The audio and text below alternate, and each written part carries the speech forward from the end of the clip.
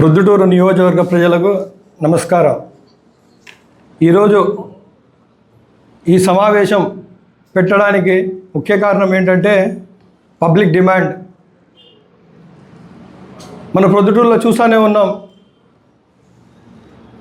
ఎప్పుడు చూసినా అధికార పార్టీ, ప్రతిపక్ష పార్టీ, ఎమ్మెల్యే, మాజీ ఎమ్మెల్యే వీరి పరస్పర విమర్శలు, ప్రతి విమర్శల మధ్య ప్రొద్దుటూరు అభివృద్ధిని మరిచి ఇలాంటి కార్యకలాపాలు వీళ్ళు కొనసాగిస్తూ ఉన్నారు. ఈ విషయాల గురించి గతంలో నేను ఎన్నోసార్లు మాట్లాడడం జరిగింది, కానీ మాట్లాడదలుచుకోలేదు.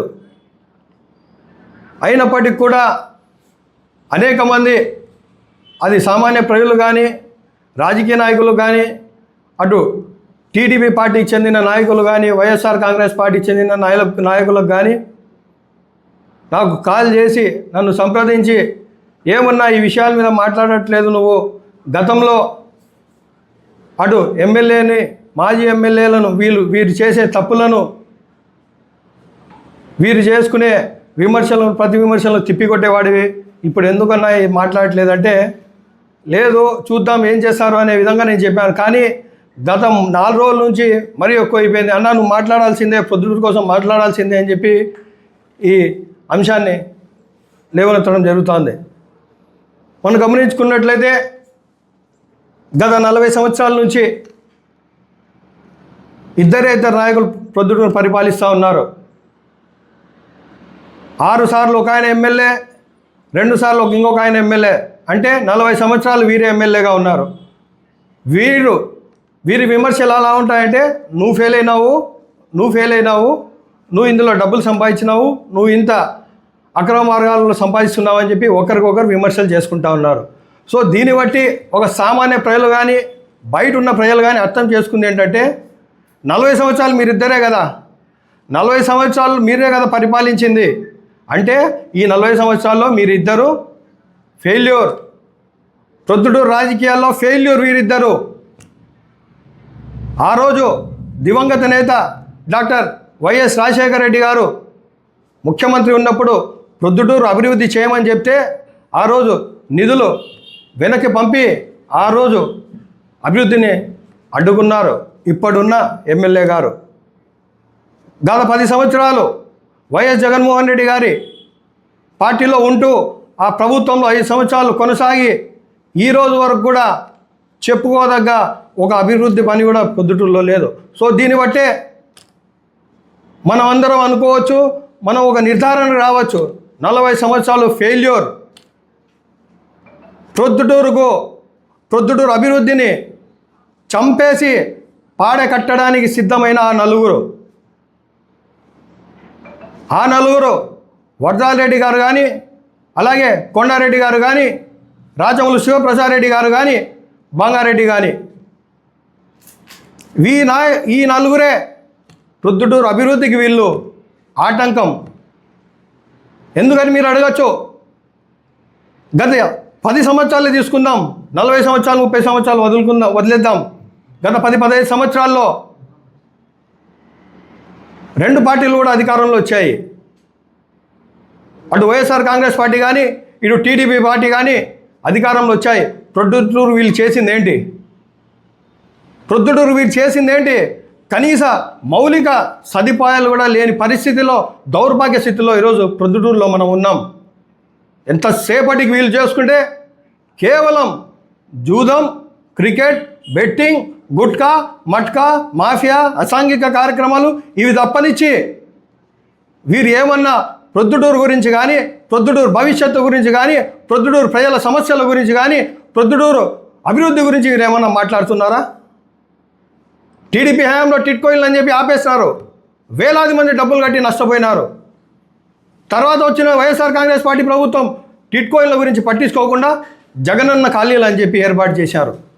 అందులో వేలాది మంది, ప్రొద్దుటూరులో దాదాపుగా 20,000 మంది లబ్ధిదారులు ఉన్నారు. వాళ్ళ పరిస్థితి ఏంటి? డబ్బులు కట్టగలేమని చెప్పి ఆ రోజు మొరబెట్టుకున్నారు లబ్ధిదారులు. ఎన్నికల ముందు ఒక చేత్తో రిజిస్టర్ పట్టా ఇస్తాం, మరో చేత్తో బీగం చెవి ఇస్తామని చెప్పేసి 70,000 కట్టించుకున్నారు. ఆ రోజు డబ్బులు లేవని చెప్పింటే డ్వాక్రా సంఘాలతో డబ్బులు ఇప్పించి ఆ రోజు వీళ్ళ మీద భారం వేయడం జరిగింది. ఈరోజు వారి పరిస్థితి ఏంటి? ఖాళీల పరిస్థితి ఏంటి? టిల్కో పరిస్థితి ఏంటి? కూరగాయల మార్కెట్ దాదాపుగా 10,000 మందికి ఉపాధి కలుగుతుంది. రోడ్డున పడ్డారు. దాని గురించి మాట్లాడండి మీరు. ఎప్పుడు చూసినా జూదం, ఎప్పుడు చూసినా క్రికెట్, గుట్కా మట్కా. మీకు తెలుసో లేదో చెప్తాను నేను, వినండి.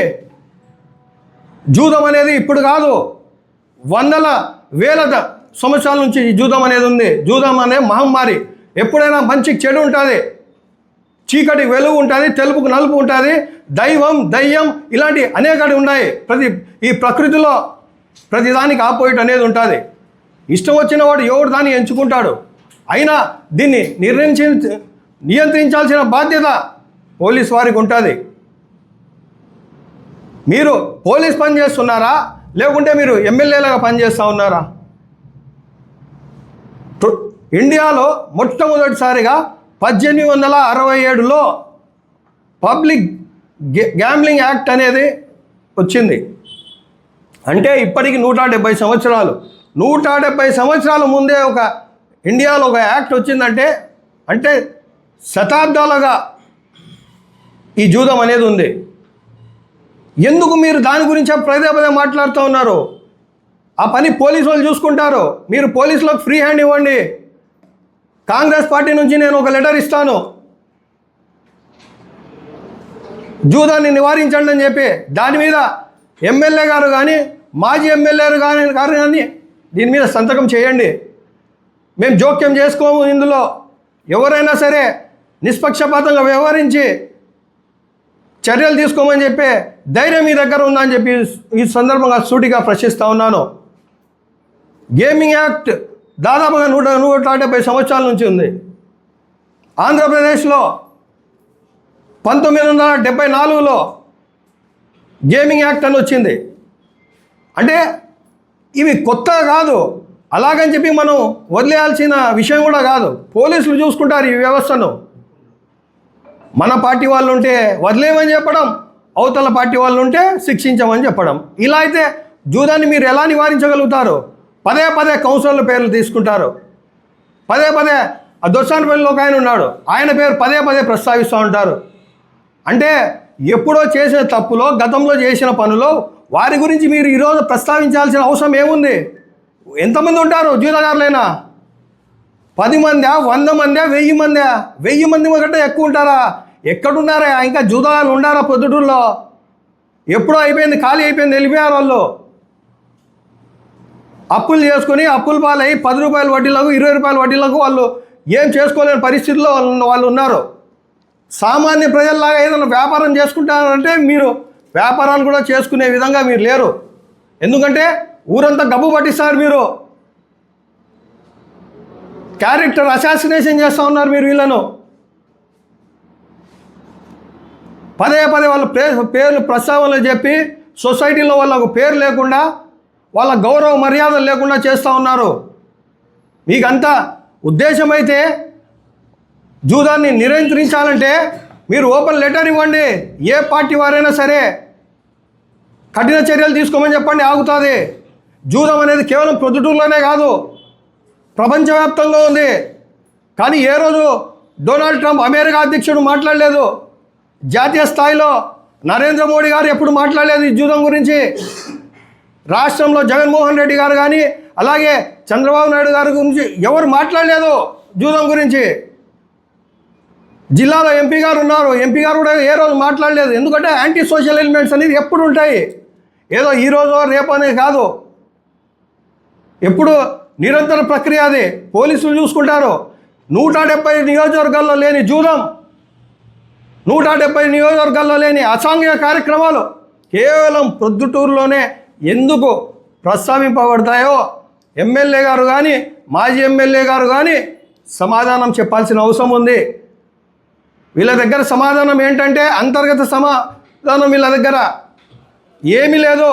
అభివృద్ధి గురించి మాట్లాడకుండా పదే పదే విమర్శించుకుంటా ఉంటే ప్రజలు అభివృద్ధిని మర్చిపోతారు.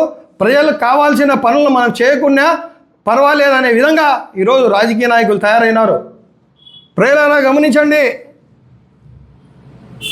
జూదం అనేది ఎప్పటికి ఉంటుంది, అది చూసుకోవాల్సిన బాధ్యత పోలీస్ వ్యవస్థది. మనం ఓట్లు వేసింది ఎందుకు? ఎమ్మెల్యేలను నాయకులను చేసింది ఎందుకు? చట్టసభల్లో ప్రొద్దుటూరుకు ఏం కావాలి, ప్రొద్దుటూరు ప్రజల సమస్యలు ఏమున్నాయి, ఈ సమస్యలు ఎలా తీర్చాలనే విధంగా వీళ్ళు మాట్లాడాలి. అంతేగాని ఈరోజు కేవలం వ్యక్తిగత స్వార్థం కోసం, వ్యక్తిగత స్వలాభాల కోసం వీళ్ళు చేస్తూ ఉన్నారు. పబ్లిక్ టాక్ వినండి, మీరు వచ్చి మారువేషాల్లో తెలుస్తుంది ప్రజలు ఏమనుకుంటారో. ఏదో బెడ్సి కొట్టింది వాటా లావాదేవీల్లో, చేరాల్సిన వాటా చేరలేదు వీళ్ళకు, అందుకనే ఈ ధర్నాలు చేస్తున్నారు, ఎగ్జిబిషన్ డబ్బులు కట్టమని చెప్పి అని చెప్తున్నారండి. టీ షాపుల్లో కానీ అక్కడ బయట పబ్లిక్లో రండి, మీరు మారువేషాలు వేసుకొని తెలుస్తుంది. ఎమ్మెల్యే గారేమో ఒకవైపు పట్టించుకోరు, ఈయన మాజీ ఎమ్మెల్యే గారు ధర్నాలు చేస్తామంటారు. అంటే ఈ ధర్నా ఎవరి మీద చేస్తూ ఉన్నారు? మాజీ ఎమ్మెల్యే రాచమల్లు ప్రసాద్ రెడ్డి గారు ఎవరి మీద చేస్తూ ఉన్నారు ఈ ధర్నాలు? అంటే రాచమల్లు మీద రాచమల్లు ధర్నా చేస్తున్నారా? రాచమల్లు మీద రాచమల్లు ఏమన్నా ఈ నిరాహార దీక్షలు చేస్తూ ఉన్నారా? గత 5 సంవత్సరాల్లో 2019లో ప్రభుత్వం వచ్చింది వైఎస్ఆర్ కాంగ్రెస్ పార్టీ. ఆ సంవత్సరంలో పెట్టిన బకాయి 8,02,480 రూపాయలు.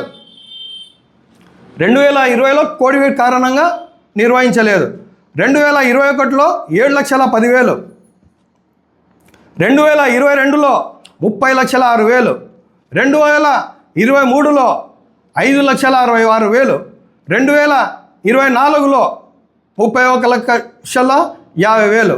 అంటే వైసీపీ హయాంలో మున్సిపాలిటీకి ఎగ్జిబిషన్ రావాల్సిన డబ్బు అక్షరాల 50,84,480 రూపాయలు.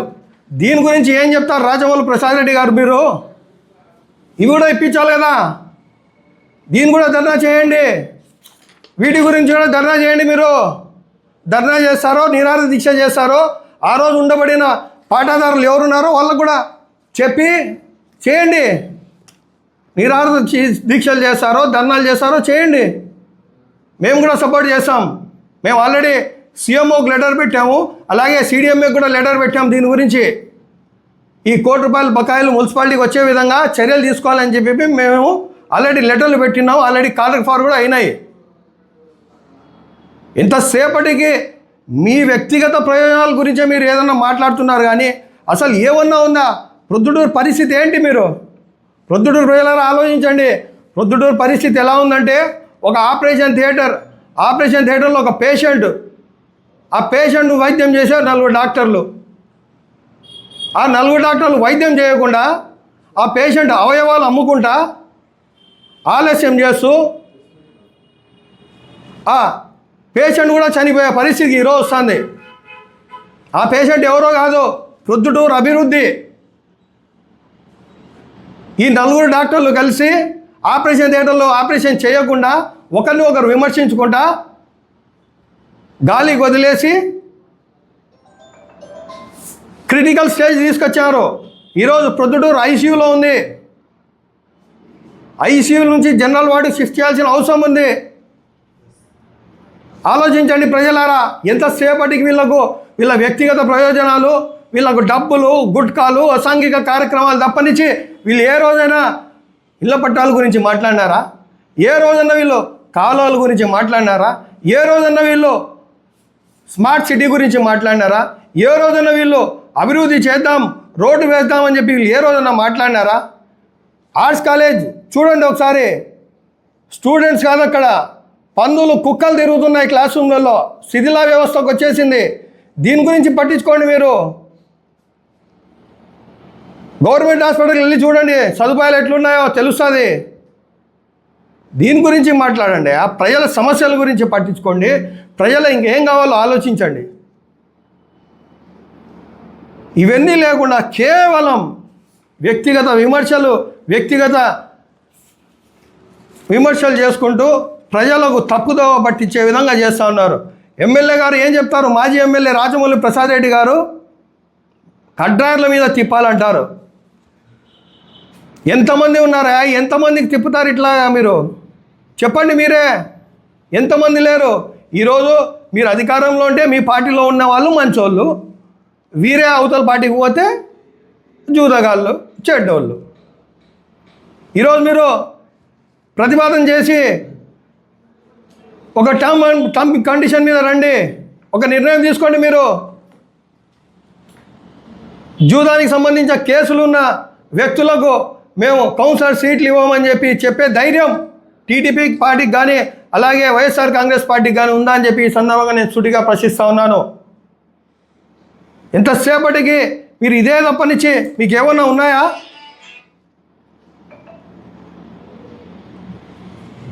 ప్రొద్దుటూరులో అనేక అభివృద్ధి పనులు ఉన్నాయి, మీరు ఆలోచించండి, దీని గురించి ధ్యాస పెట్టండి. వర్షం వస్తే గాంధీ రోడ్ ఎలా తయారవుతుందో చూడండి, మోకాళ్ళ వరకు నీళ్ళు వస్తూ ఉన్నాయి. మైత్కూర్ రోడ్ చూడండి, హోండా షోరూమ్ దగ్గర ఎలా ఉందో చూడండి పరిస్థితి, రిలయన్స్ పెట్రోల్ బంక్ దగ్గర ఎలా ఉందో పరిస్థితి చూడండి, 3 టౌన్ దగ్గర ఎలా ఉందో చూడండి, మురిగివాడల్లో ఎలా ఉన్నాయో చూడండి, వేరే కాలనీలో ఎలా ఉన్నాయో చూడండి. ఇవి కావాల్సింది ప్రొద్దుటూరుకు. ప్రొద్దుటూరు మంచినీళ్ళు కావాలా, ప్రొద్దుటూరు ప్రజలకు ప్రభుత్వం ఇచ్చే ఇల్లు కావాలా, ప్రభుత్వంలో వచ్చే నిధులు కానీ ప్రభుత్వం ద్వారా వచ్చే ప్రాజెక్టులు కానీ ప్రొద్దుటూరు ప్రజలకు కావాలా. కూరగాయల మార్కెట్ కట్టండి. ఎక్కడ పేరుగైనా నాయకులు 40 సంవత్సరాలు 50 సంవత్సరాలు మీకు అంత చేత కానప్పుడు వదిలేయండి, బిజినెస్ వ్యాపారాలు చేసుకోండి. మీరు ప్రజల మీద మీకు మంచి చేసే ధ్యాస లేనప్పుడు మీకు ఎందుకు రాజకీయాలు? ఒకరిని ఒకరు విమర్శించుకోవడానికేనా? ప్రొద్దుటూరు ప్రజలకు సవినంగా నేను కోరుకుంటా ఉన్నాను, దయచేసి మీరు ఆలోచించండి. మన చిన్నపిల్లలు స్కూల్కి వెళ్ళి మంచిగా చదువుకోకుంటే ఆ స్కూల్ మారుస్తామా లేదా? ఒక డాక్టర్ దగ్గరకు వెళ్ళినప్పుడు వైద్యం సరిగా అందనప్పుడు డాక్టర్ని మారుస్తామా లేదా? ఏదన్నా సమస్య ఉండి కేసుల్లో మనం ఒక లాయర్ ద్వారా వెళ్ళేటప్పుడు ఆ లాయర్ సరిగా స్పందించకుంటే లాయర్ని మారుస్తామా లేదా? మన మోటార్ సైకిల్ కార్లు బాగాలేకుంటే మారుస్తామా లేదా? అదేవిధంగా ఈరోజు రాజకీయ వ్యవస్థను మార్చాలంటే మనం రాజకీయ నాయకులను మార్చాల్సిన అవసరం ప్రొద్దుటూరుకు ఉంది. కేవలం 2 నాయకులు 40 సంవత్సరాలుగా ఏకదాటిగా పరిపాలిస్తూ ఉన్నారు, కానీ ప్రొద్దుటూరు జరిగిన అభివృద్ధి శూన్యం. ఆలోచించండి, నాయకులను మారుస్తాం, మన ప్రొద్దుటూరు అభివృద్ధి చేసుకుందాం. ఎవరు రారు, మనకు ఎవరు రారు. మన అభివృద్ధి మనమే చేసుకోవాలా, మన కష్టాలు మనకు తెలుసు. మన మైత్కూర్ రోడ్లో వర్షం పడి ఆ గుంతలో ఉన్న నీళ్ళలో గుంత కనపడకుండా బైక్లో పోతా ఇది ఫ్రాక్చర్ అయింది, కింద పడి ఫ్రాక్చర్ అయింది, రిప్ ఫ్రాక్చర్ అయింది. అదంతా ప్రెస్ మీట్ పెట్టి చేయాలో చెప్పండి. మీరు హాస్పిటల్కి వెళ్ళి కర్నూలుకి వెళ్ళి ట్రీట్మెంట్ చేయించుకొచ్చాడు. ఎవరు దీనికి బాధ్యులు? ఎన్ని యాక్సిడెంట్లు అయినా ఇప్పటికే. దీని గురించి మాట్లాడండి. ప్రజలారా మీరు గమనించండి, మనకు ప్రొద్దుటూరుకి ఏం కావాలో మీరు ఆలోచించండి, సరైన నిర్ణయం తీసుకోండి.